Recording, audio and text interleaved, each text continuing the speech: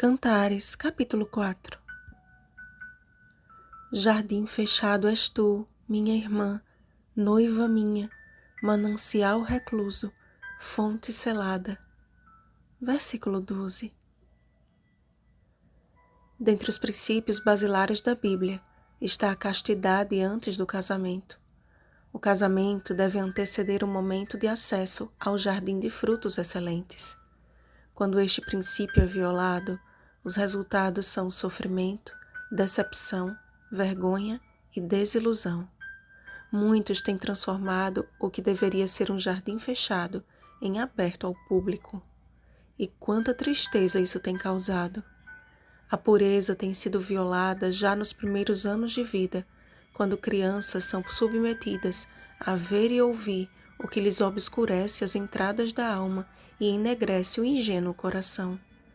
Precisamos compreender que Deus se preocupa com cada detalhe de nossa vida, inclusive com a nossa conduta sexual, e os seus pensamentos para nós são pensamentos de paz e não de mal.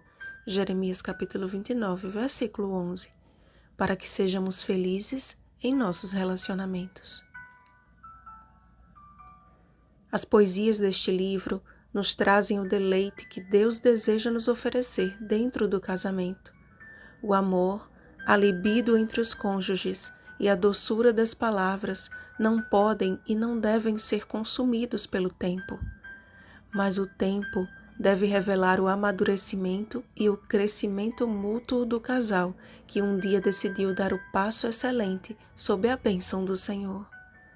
A pureza no sentido de preservar seus corpos para o sexo dentro do casamento deve perdurar no sentido de preservar a pureza matrimonial.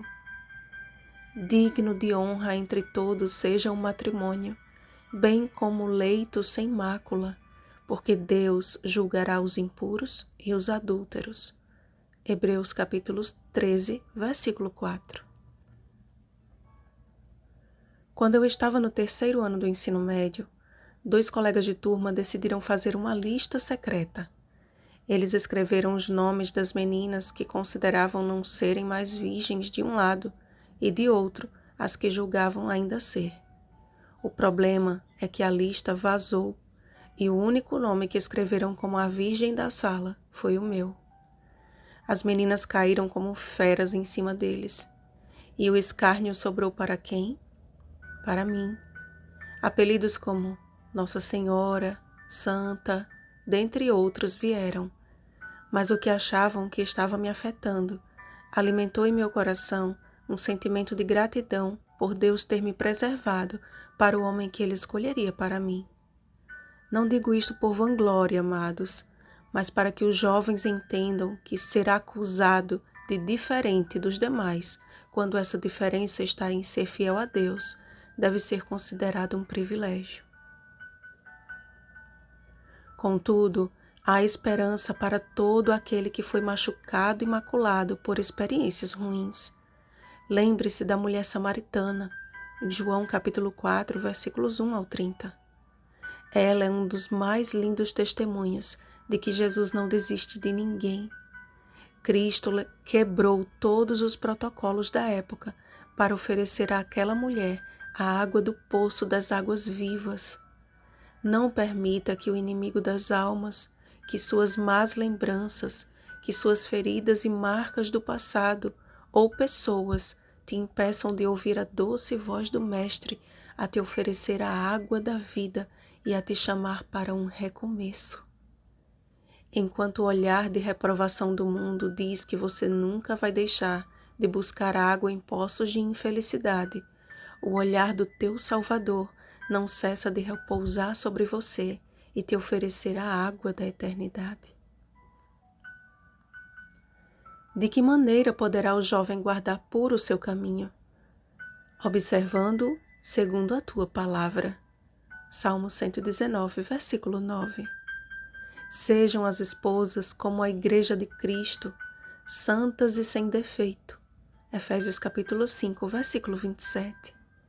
Que cada marido ame a própria esposa como a si mesmo. Efésios capítulo 5, versículo 33. E como também Cristo amou a Igreja e assim mesmo se entregou por ela. Efésios capítulo 5, versículo 24. Para todo aquele que seguiu por caminhos errados, o Senhor diz hoje: mas convertendo-se o perverso da perversidade que cometeu e praticando o que é reto e justo, conservará ele a sua alma em vida. Ezequiel capítulo 18, versículo 27. E para aqueles que foram machucados pelas agruras da vida, Jesus os acalenta hoje, dizendo: vinde a mim todos os que estáis cansados e sobrecarregados, e eu vos aliviarei. Mateus capítulo 11, versículo 28. Qualquer que seja ou que tenha sido a tua experiência, aceite agora o chamado de Deus e acredite que Ele tem o melhor para você. Vigiemos e oremos. Bom dia, Igreja Pura do Senhor. Rosana Garcia Barros.